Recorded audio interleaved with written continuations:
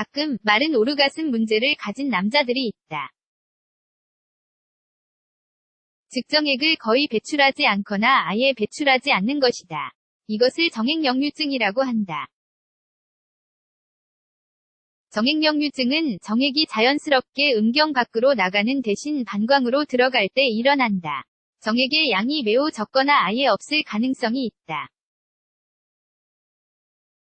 정액역류증은 비록 건강에 해롭지는 않지만 아이를 가지기를 원한다면 심각한 문제다. 아이를 갖고 싶다면 이 문제에 대해서 반드시 전문가와 상의해야 한다.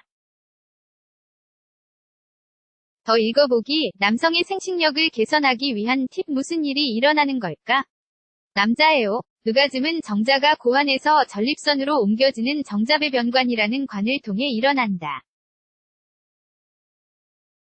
전립선에서는 정자를 다른 액체와 섞어서 정액을 만들어내는 이 정자는 사정 중에 배출될 정액을 만들어낸다.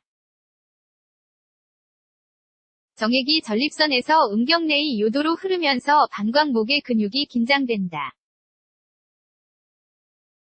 이 근육은 방광 입구에 위치한다. 그런 다음 방광경부의 사정을 막기 위해 닫힌다. 정액역류증은 방광경부의 근육이 조여져 정액의 방광으로의 통로를 닫는 능력을 상실할 때 발생한다. 정액역류증이 있으면 정액이 방광에 유입되어 빠져나가지 못하게 된다. 정액역류증이 있으면 다음과 같은 증상이 발견될 수 있다. 마른 오르가즘, 정액이 거의 나오지 않거나 아예 나오지 않는다. 오르가슴 후 흐릿한 소변, 이것은 정액이 있기 때문이다. 남성 불임, 산화제한법을 쓰지 않고 부부가 계속 성관계를 맺고 있는데도 여성은 임신을 할 수 없다. 정액역류증은 왜 생길까? 마른 오르가즘이 무조건 정액역류증 때문에 생기는 것은 아니다. 마른 오르가즘의 원인을 안다면 자신이 가지고 있는 옵션이 무엇인지 이해할 수 있을 것이다. 마른 오르가즘은 다음과 같은 이유로 발생할 수 있다. 전립선의 외과적 제거, 전립선 절제술, 방광의 외과적 제거, 방광 절제술, 골반 부위의 암을 치료하기 위한 방사선 치료. 만약 당신이 마른 오르가즘을 앓고 있다면 의사를 방문해야 한다. 커플 둘 다의 주의가 필요한 문제를 알아낼 수 있다.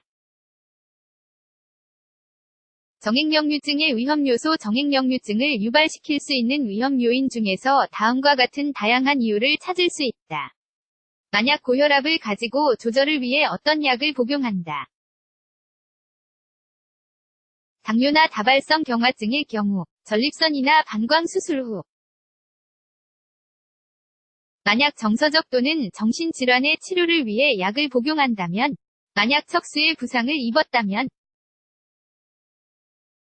언제 의사와 상의해야 하는가? 정액역류증 환자. 이 질환의 주된 문제는 불임에 있다. 정액역류증은 발기를 하거나 오르가슴을 즐기는 등의 남자의 능력에 영향을 주지 않는다. 그것은 해롭지 않고 더 이상의 치료가 필요하지 않다. 단, 다음과 같은 증상이 있을 경우에는 전문의에게 상담해야 한다. 1년 이상 보호장치를 사용하지 않고 정기적으로 성행위를 하고 있으며 아이를 원해도 임신이 되지 않는 경우, 만약 마른 오르가즘을 일으키는 약을 먹고 있는 경우, 정상적인 사정을 회복할 수 있도록 해주는 다른 치료 방법을 알려줄 수 있다. 더 읽어보기. 꼭 알아두어야 할 성병 11가지. 정액역류증에 대한 부부가 아이를 갖고 싶어하고 가질 수 없으면 부부 관계의 긴장을 유발시킬 수 있다. 명상과 요가는 스트레스를 줄이고 이 상태를 개선하는 데 매우 유익하다. 정액역류증을 가진 남성들은 배우자에게 보조 생식 기술을 주입시킬 수 있다. 상황에 가장 적합한 것을 찾기만 하면 된다.